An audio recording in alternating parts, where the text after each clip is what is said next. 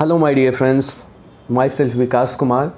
सबसे पहले तो आप सभी का हमारे चैनल द पॉलिटिकल माइंड पे स्वागत है। जैसा कि मैंने अपने पिछले वीडियो में बताया था कि मैं नेक्स्ट वीडियो में मैं उस स्ट्रेटजी के साथ आऊँगा कि जिससे कि आप कम से कम समय में JRF क्वालिफाई कर सकें और आप अपने सिलेबस को कवर कर सकें। जैसा कि आप सभी जानते हैं कि UGC नेट JRF के एप्लीकेशन फॉर्म्स रिलीज़ हो चुके हैं। तो आपको ये मान के चलिए कि अभी एटलीस्ट आपके पास 1.5 महीने हैं। मैं एक आइडियल टाइम लेके चल रहा हूँ कि आपके पास एटलीस्ट 45 डेज़ हैं। तो मैं यहाँ पे उस रणनीति के साथ आना चाहता हूँ या उस स्ट्रेटजी के साथ आना चाहता हूँ जिससे कि आप 45 डेज़ में जो है JRF क्वालिफाई कर सकें और उस सिलेबस को आप कवर कर सकें। तो चलिए सबसे पहले हम बात करते हैं कुछ प्री रिक्विजिट की। तो प्री रिक्विजिट्स क्या क्या हैं? पहला प्री रिक्विजिट है कि are you ready to give your 100%? क्या आप अपना 100% देने के लिए तैयार हैं? सबसे पहली कंडीशन तो ये है कि अगर आप जितना भी समय बचा हुआ है, अगर आप पूरा डेडिकेट होके एक एम की तरफ काम करेंगे तो मुझे लगता है कि आपको सफलता मिल सकती है। अब मैं दूसरे प्री रिक्विजिट की बात करता हूँ कि क्या आपको अपने ऊपर विश्वास है कि मैं कर सकता हूँ। तो ये सबसे पहले तो आपको खुद पे विश्वास होना चाहिए कि हाँ मैं कर सकता हूँ। Do you have believe in yourself that you can do और not? This is the second prerequisite. अब मैं थर्ड प्री रिक्विजिट की बात करता हूँ। जो तीसरी कंडीशन है वो है कि आपको you have to say no to excuses. कि आप ये खुद से अपना ये पहले तो ये बहाना बनाना बंद करिए कि हमारे पास केवल 1.5 महीने हैं, 2 महीने हैं, अब मैं नेक्स्ट टाइम मैं जो है अपना फॉर्म अप्लाई करूँगा, इस बार नहीं हो सकता है। एक बात आपको ध्यान देनी होगी कि यहाँ पे जितने भी लोग मैक्सिमम लोग हैं उन्होंने कहीं ना कहीं ग्रेजुएशन पॉलिटिकल साइंस से या BA प्रोग्राम या BA ऑनर्स किया है, उसके बाद वो पॉलिटिकल साइंस में आए हैं। तो एक अच्छा खासा उनके पास एक पॉलिटिकल बैकग्राउंड है या पॉलिटिकल साइंस का बैकग्राउंड है। मैं अगर अपनी खुद की बात करता हूँ तो मेरा ग्रेजुएशन फिजिक्स ऑनर्स से था, PG मैंने पॉलिटिकल साइंस से किया है। तो ऐसा नहीं था कि मेरा पॉलिटिकल साइंस का बहुत अच्छा बैकग्राउंड रहा है, लेकिन मैंने 3 मंथ्स में किया है। बस ये था, मेरा खुद के ऊपर बिलीव था कि मुझे करना है इस बार और मैं अपनी पूरी कोशिश ईमानदारी के साथ करूँगा और देखते हैं क्या होता है। मुझे अपना 100% देना है, बस दैट्स फॉर श्योर। तो मैं इस बार मुझे था कि हाँ मुझे करना है इस बार। तो अगर सबसे पहले आपका खुद के ऊपर विश्वास होगा तो आप कर लेंगे, नो डाउट आप कर लेंगे। बट सबसे पहले आपका खुद का अपने ऊपर भरोसा रहना चाहिए कि हाँ मैं कर सकता हूँ, जितना भी समय है मैं पूरा 100% देने वाला हूँ। देखिए अगर आप 100% अपना देते हैं, मे भी एक सिनारियो लीजिए कि आपका इस बार नहीं हो पाता है किसी कारणवश, किसी प्रॉब्लम से, तो आप अगली बार ज़्यादा करीब होंगे, आपकी अगली बार तैयारी और बेहतर होगी और आपके चांसेस बढ़ जाएंगे। तो in both the ways you are getting benefited. दोनों ही तरीके से आपको फ़ायदा मिल रहा है। ठीक है, ये हो गया प्री रिक्विजिट्स कि are you ready to give your 100%? Do you have believe in yourself and you have to say no to excuses कि नहीं यार मैं कर सकता हूँ, कोई एक्सक्यूज़ नहीं, मुझे करना है तो करना है। अब मैं बात करता हूँ नेचर ऑफ द एग्जामिनेशन कि आखिर इस एग्जामिनेशन का नेचर क्या है। देखिए यहाँ पे 2 पेपर होते हैं। आपका फर्स्ट पेपर होता है जहाँ पे 50 क्वेश्चन पूछे जाते हैं। आपका सेकंड पेपर होता है जहाँ पे 100 आपके 100 क्वेश्चन पूछा जाता है। तो टोटल 150 क्वेश्चन आपको यहाँ से पूछे जाते हैं। अगर मैं फर्स्ट पेपर की नेचर की बात करता हूँ, ठीक है, that is understanding come fact based. इसका मतलब क्या है कि पेपर 1 में आपको जो सबसे ज़्यादा जो ज़रूरत है उस चीज़ की है आपकी अंडरस्टैंडिंग पावर की, कि आपने कितने अच्छे से कॉन्सेप्ट्स को समझा है। ठीक है, तो सबसे पहला तो ये होगा कि आपने कितने अच्छे से कॉन्सेप्ट को समझा है। तो पेपर 1 में ये है, ये अप्रोच होना चाहिए कि आपकी समझ डेवलप होनी चाहिए। ठीक है, आप पूरी कोशिश करिए कि समझ वहाँ से डेवलप हो पाए। इस चीज़ के लिए आप क्या कर सकते हैं, आप कई यूट्यूब वीडियोस का भी सहारा ले सकते हैं। आप सिलेबस को डाउनलोड करिए पेपर 1 का, जो भी आपको टॉपिक ना समझ में आए वो आप करिए, यूट्यूब वीडियोस पे सर्च करिए, आपको वहाँ पे कई रिजल्ट्स मिलेंगे। उसमें टॉप 2-3 देख लीजिए, आपको जो भी अच्छा लगे, जो भी ट्यूटर अच्छा लगे, जिसकी भी आपको टेक्निक अच्छी लगे, वहाँ से आप कवर कर लीजिए। दूसरा है KVS Madan. KVS Madan is evergreen book, paper 1 की one of the most popular book है मार्केट में। काफ़ी अच्छे से इनका कंटेंट कवरेज है। साथ ही साथ इन्होंने क्या किया है कि जो भी आपका टॉपिक ये कवर करवाते हैं तो उसके पीछे ये क्वेश्चंस दे देते हैं, ठीक है।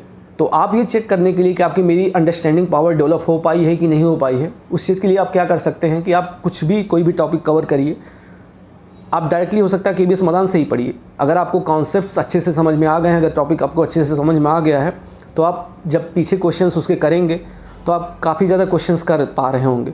अगर आपको लगता है कि मैं क्वेश्चंस को कर पा रहा हूँ तो आप कंटिन्यू करिए KVS मदान को। लेकिन अगर उस KVS मदान में मान लीजिए कोई कॉन्सेप्ट्स है, let us null hypothesis, this is one of the complicated topic, तो हो सकता है आपको वहाँ समझ में ना आया, तो वहाँ पे आप टाइम बर्बाद मत करिए। बार बार पढ़ने से कोई मतलब नहीं होगा, ठीक है, क्योंकि आपको वो कॉन्सेप्ट समझ में नहीं आ रहा है। तो आप यूट्यूब पे सर्च करिए, यूट्यूब पे सर्च करेंगे आपको रिजल्ट मिलेगा, वहाँ से समझ लीजिए आप।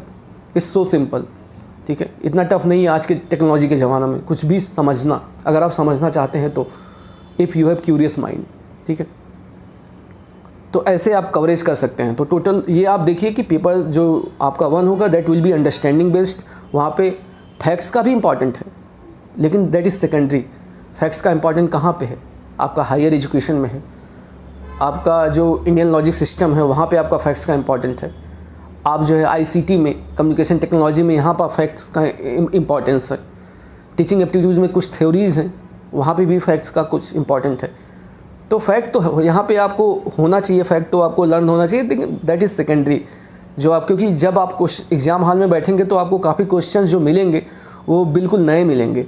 तो आपकी अंडरस्टैंडिंग पावर जितनी बेहतर होगी उतना ही आप नए क्वेश्चंस को बेहतर ढंग से कर पाएंगे और अटेम्प्ट कर पाएंगे, और आपके सक्सेस होने की वहाँ पे प्रोबेबिलिटी जो है आपकी बढ़ जाएगी। तो आप पूरा यहाँ पे आप जोर दीजिए फर्स्ट जो है कि आपका यहाँ पे अंडरस्टैंडिंग हो सके। अब मैं आता हूँ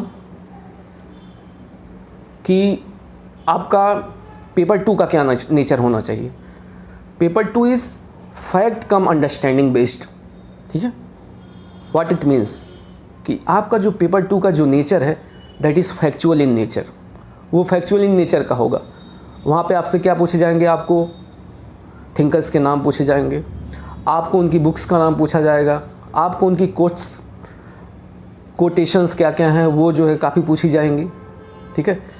ऐसा नहीं कि उनके आइडियाज़ नहीं पूछे जाएंगे, वो पूछे जाएंगे, बट दैट इज़ सेकेंडरी।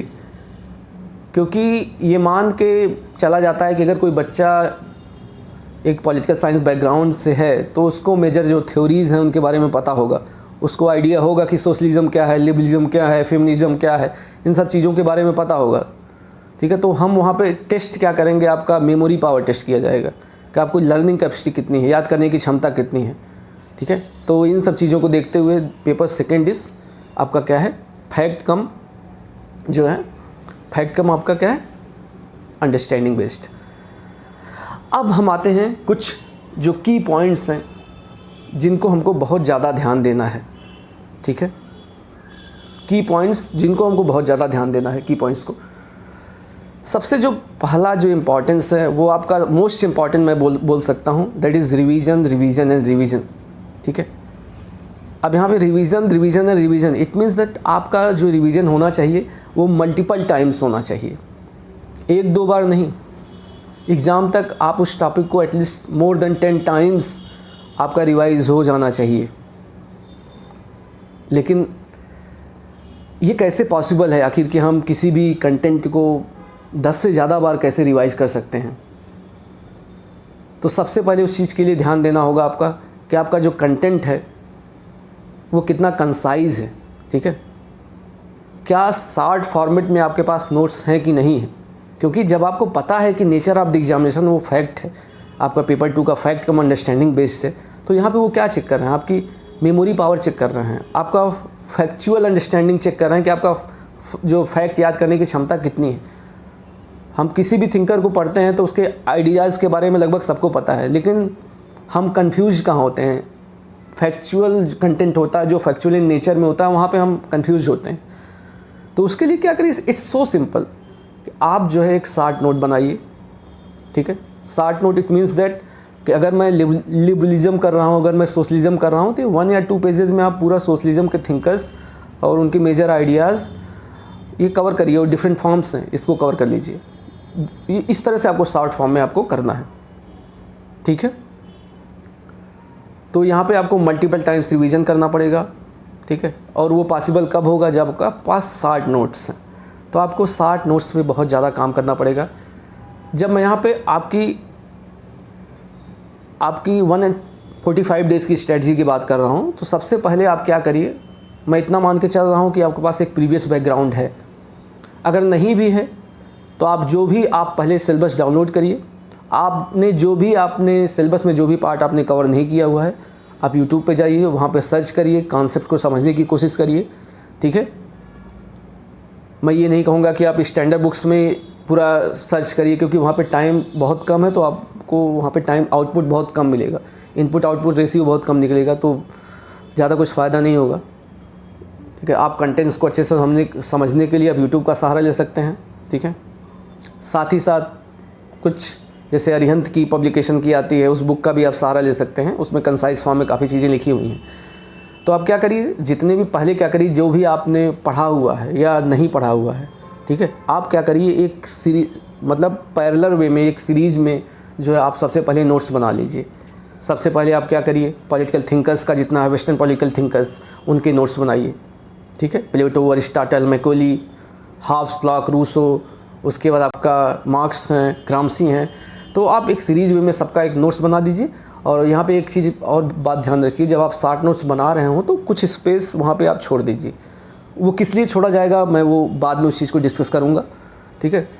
तो आप वहाँ पे कुछ स्पेस छोड़ के रखिए और 60 नोट्स इस तरह से आप बनाते चले जाइए। जैसे आप करिए, जितनी भी पॉलिटिकल थ्योरीज़ हैं, सोशलिज्म हो गई आपका लिबरलिज्म हो गया, कंजर्वेटिज्म हो गया, फेमिनिज्म हो गया, जितना भी आपका सिलेबस में जो भी पार्ट है, उसके जो की पॉइंट्स हैं आप लिखते चले जाइए, जो भी आपने जिस सोर्स से भी आपने समझा हुआ है। मैं यहाँ पे आपको 60 नोट्स फॉर्मेट में बात कर रहा हूँ बनाने की, तो ज़्यादा लेंदी नहीं होना चाहिए, बहुत शॉर्ट फॉर्मेट में होना चाहिए। मैंने इसीलिए पहले बताया कि अगर आपको सोशलिज्म करना हो तो 1 पेजेस में आप कवर करिए। It means that political theory का पूरा कंटेंट आपका 10 से 15 पेजेस में आ जाना चाहिए। आपका वेस्टर्न पॉलिटिकल थॉट ऐसे ही 15 से 20 पेजेस में आना चाहिए, इंक्लूडिंग बोथ द साइड्स, ठीक है। तो इस तरह से आपको काम करना है, ठीक है। इस बात को आप ध्यान रखिए। उसके बाद क्या करना है, जो 15 दिन आपका बचेगा, वहाँ पे आपको क्या करना है, एक तो आपको साइमल्टेनियस रिवीजन करना है। जब भी आप नोट्स बना रहे हो तो अगले दिन आप अपने नोट्स को रिवाइज करते चले जाइए। ये विद इन 1 मंथ्स का टारगेट रखिए आप। 1 मंथ्स में जितना भी आपने पढ़ा हुआ है, ठीक है, और जो भी सिलेबस में है, पूरा एक नोट्स बना डालिए, ठीक है, 60 नोट्स फॉर्मेट में, ठीक है। आपका ज़्यादा बड़ा नहीं, वो बन सकता है विद इन 1 मंथ में अगर आप चाहें तो। और साइमल्टेनियस रिवीजन करते रहिए। उसके बाद क्या है कि आपको 15 डेज़, ठीक है। अब मैं अगले अपने की पॉइंट्स की तरफ आता हूँ, ठीक है। वो है आपका प्रीवियस क्वेश्चन पेपर, ठीक है। अगर आप साथ जो है, जैसे अरिहंत में क्या है कि आप एक टॉपिक के पीछे कुछ क्वेश्चन भी दिए हैं, तो वहाँ पे भी आप प्रैक्टिस कर सकते हैं। हर टॉपिक का क्वेश्चन पेपर, एक क्वेश्चन जो है पीछे दिया हुआ है, वहाँ पे आप प्रैक्टिस कर सकते हैं। साथ ही साथ जो 15 दिन आपका बचा हुआ है, यहाँ पे आपका पूरा उद्देश्य रहेगा पिछले साल के क्वेश्चन पेपर, जो भी आपके यूजीसी नेट जेआरएफ के पिछले क्वेश्चन पेपर्स आए हैं, स्पेशली आप पिछले 3 या 4 सालों के क्वेश्चन पेपर पे ज़्यादा फोकस करिए, क्योंकि वो करंट ट्रेंड आपको बता रहा है कि अभी करंट ट्रेंड क्या चल रहा है और किस तरह से एग्जाम में क्वेश्चन पूछे जा रहे हैं। तो उसको आप ध्यान में रखते हुए वहाँ पे क्वेश्चन पेपर को सॉल्व करिए। अगर आपको और जो है क्वेश्चन पेपर सॉल्व करने हैं, तो आप क्या करिए, एनटीए की वेबसाइट पे जाइए। जो भी डिफरेंट जो पीजी इंट्रेंस एग्जामिनेशन जो करवाए जाते हैं एनटीए के द्वारा, जैसे आपका डीयू का है, जेएनयू का है, वहाँ से भी आप जाके एक standard type of question papers जो है वहाँ पे डाउनलोड कर सकते हैं और वहाँ से आप प्रैक्टिस कर सकते हैं। उसके बाद भी अगर आपको क्वेश्चन प्रैक्टिस करना है तो यूट्यूब पे भी काफ़ी ज़्यादा चैनल्स हैं जहाँ पे आप क्वेश्चन प्रैक्टिस कर सकते हैं, ठीक है। तो the second one of the most important thing is previous years question paper. इस बात को आप ध्यान रखिए, ठीक है। तो आपकी तैयारी revision plus previous years question paper, और काफ़ी ज़्यादा क्वेश्चन पेपर का आपको प्रैक्टिस करना है। यहाँ पे मैं एक बात बोलना चाहूँगा कि आप ज़्यादा से ज़्यादा यूजीसी नेट के पिछले साल के क्वेश्चन पेपर पे ध्यान दीजिए, क्योंकि वही जो स्टैंडर्ड टाइप के क्वेश्चंस हैं उसी तरीके से क्वेश्चन पूछा जाता है। क्योंकि किसी भी कोचिंग इंस्टीट्यूशन को ये प्रिडिक्ट करना काफ़ी ज़्यादा टफ हो जाता है, तो क्योंकि वो रिपीटिटिव होते हैं क्वेश्चंस, तो कहीं ना कहीं तरीके से वो आ जाते हैं। तो मेरा आपसे कहना है कि आप पिछले साल के क्वेश्चन पेपर पे जाइए। वहाँ पे आप एक काम ये भी कर सकते हैं कि जैसे मान लीजिए कोई भी क्वेश्चन आप कर रहे हो तो आप जानते हैं कि इसका ये आंसर है, या आपने चेक किया तो उसका आंसर ए है, तो वहाँ पे आपको ये भी ध्यान देना होगा बी सी डी क्यों नहीं है। या किसी बुक्स के बारे में पूछा जा रहा है तो अच्छा ये बुक इस थिंकर के द्वारा लिखी गई है, तो और बुक्स जो हैं वो किस थिंकर के द्वारा लिखी गई हैं। इस तरीके से आप सोचना शुरू करिए, उनके चारों ऑप्शंस के बारे में आप कुछ ना कुछ सोचना शुरू करिए, और वहाँ से आप रिवर्स रिवीजन भी कर सकते हैं इस तरीके से कि आप वहाँ से कॉन्सेप्ट को सोचना शुरू करिए, किस कॉन्सेप्ट के बारे में क्यों कहा गया है, ये थिंकर, ये कोट किसका है। ठीक है, आप ये आपका ये जैसे कोई थिंकर हैं वो सोशलिस्ट हैं कि आपके लिबरल हैं कि फेमिनिस्ट हैं, क्या हैं, इस तरह से कि आप सोचना शुरू करिए। उनके चारों ऑप्शंस के बारे में कुछ न कुछ आप जो है वहाँ पे समय देना शुरू करिए। ठीक है, तो इसको कहा जाता है रिवर्स रिवीजन, या बोला जाता है रिकॉल स्ट्रेटजी। कि आप जो है क्वेश्चन पेपर को एक उठाइए, उसको करिए और वहाँ से आप रिवीजन करने की कोशिश करिए। इससे क्या होगा, आपका जो पूरा एक सिलेबस है वो कवर हो जाएगा। साथ ही साथ यहाँ पे एक काम और कर सकते हैं, मैंने आपको पहले बोला था कि आप जो है जब भी नोट्स बनाएं तो वहाँ पे कुछ ब्लैंक स्पेस छोड़ दीजिए। वो ब्लैंक स्पेस इसलिए छोड़ा गया था कि जब भी आप एक सीरीज वे में टॉपिक्स को अपने बताएंगे, वहाँ पे कवर करेंगे, तो आप मान लीजिए कोई क्वेश्चन पेपर प्रैक्टिस कर रहे हैं तो वहाँ पे आपको कुछ नया पॉइंट, मान लीजिए सोशलिज्म से रिलेटेड मिल गया, मान लीजिए जीएसएम से रिलेटेड कुछ नया पॉइंट मिल गया, मान लीजिए कंजर्वेटिज्म से रिलेटेड कुछ नया पॉइंट मिल गया। ठीक है, तो आप क्या है उस चीज़ को वहाँ पे जाके ऐड कर लीजिए। इससे क्या होगा कि आपका नोट इनरिच हो जाएगा, और उसके बाद जब उसको अगेन आप मल्टीपल रिवीजन करेंगे तो वो आपके माइंड में जो है स्टेबलाइज हो जाएगा। ठीक है, और आपकी एक पिक्टोग्राफिक मेमोरी भी होती है कि आपने क्या लिखा हुआ है, कहाँ लिखा हुआ है, वो आप जब एग्ज़ाम हॉल में होंगे तो आपको याद आ जाएगा कि वहाँ पे, और कन्फ्यूज़न बहुत कम होगा। मैं यहाँ पे रिवीजन को क्यों इतना इंपॉर्टेंट दे रहा हूँ, इसका एक ही मेरा पहलू है कि आपकी रिवीजन, जब मल्टीपल रिवीजन होंगे तो कन्फ्यूज़न बहुत कम होगा, और एग्ज़ाम में जो आपके आते हुए क्वेश्चंस होंगे वो बहुत ही कम गलत होंगे, मतलब प्रोबेबिलिटी बहुत कम होगी। और यहाँ पे आप जानते हैं, यहाँ पे आप गलती नहीं कर सकते हैं। जैसा कि आप सभी जानते हैं कि अगर आपको जीआरएफ निकालना है तो एटलीस्ट पेपर 2 में 75 क्वेश्चंस करने होंगे, तो यहाँ पे गलती की कोई गुंजाइश नहीं होगी, क्योंकि 15 से 20 क्वेश्चन तो ऐसे होंगे जो कभी आपने देखे ही नहीं हैं।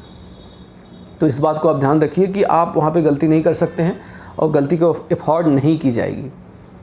ठीक है, इस बात को आप ध्यान रखिए। अब मैं तीसरा जो आपको सबसे बड़ा तीसरा पॉइंट के बारे में डिस्कस करना चाहूँगा, मैं डिस्कस करना चाहूँगा की फोकस एरियाज़ के बारे में। कि आपको जो है सबसे पहले तो अगर आप सिलेबस का कवर करना चाहते हैं, आपने अभी ज़्यादा कुछ कवर नहीं किया हुआ है या आपने पहले से कुछ कर रखा है, तो मैं कुछ की एरियाज़ के बारे में बात करना चाहूँगा। जैसे पेपर 2 की बात करते हैं तो की एरियाज़ क्या क्या हैं आपकी political theory is one of the key area.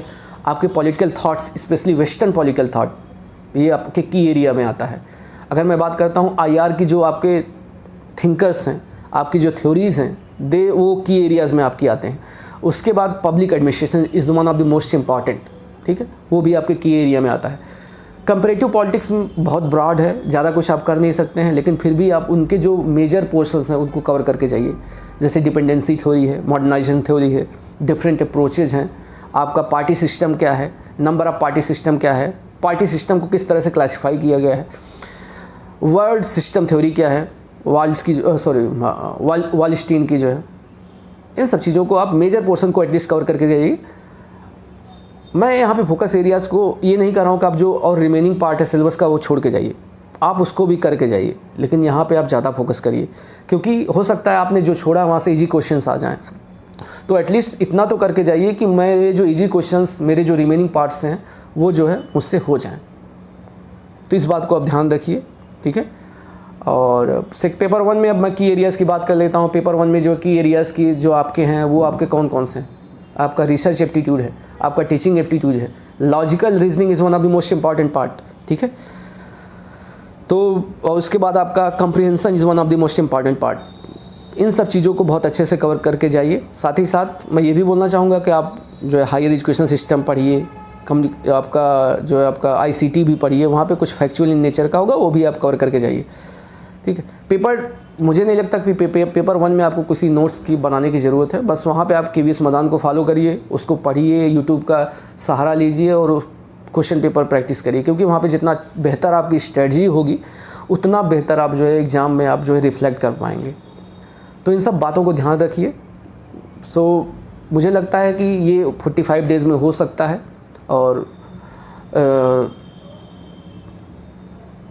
अगर मैं कर सकता हूँ तो आप भी कर सकते हैं, नो डाउट। तो आप सबसे पहले तो स्टार्ट नोट्स पे काम करना शुरू करिए, एक पूरा आप कॉम्प्रिहेंसिव कवरेज करिए सिलेबस का, और 60 नोट्स बना लीजिए।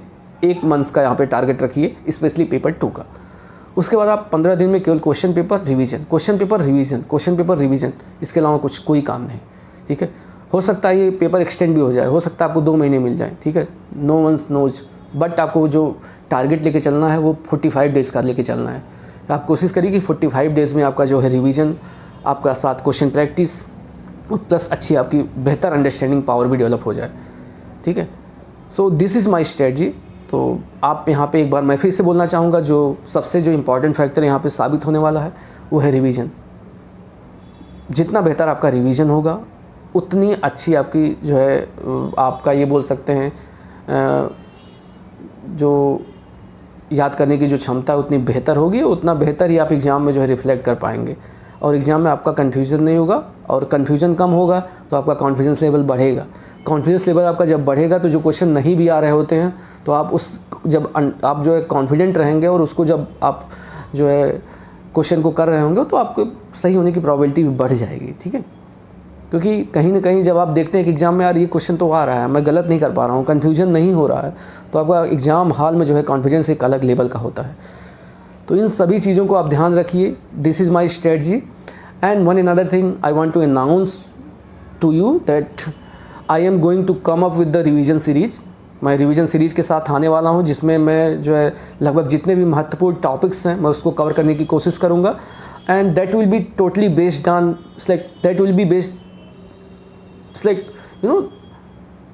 That I will follow the targeted approach, कि मैं एग्ज़ाम पर्सपेक्टिव से ही कवर करूँगा। कि मैं फेमिनिज़म करूँगा तो मैं उसको एग्ज़ाम पर्सपेक्टिव से कवर करवाने की कोशिश करूँगा, कि फेमिनिज़म में आपको क्या क्या वो बातें हैं, क्या क्या वो थिंकर्स हैं, क्या क्या चीज़ें हैं जो आपको याद करने की ज़रूरत है एग्ज़ाम पर्सपेक्टिव से। That will be totally based on the exam perspective, and it is going to be very useful to all of you who is going to appear for the upcoming examination for UGC NET 2022।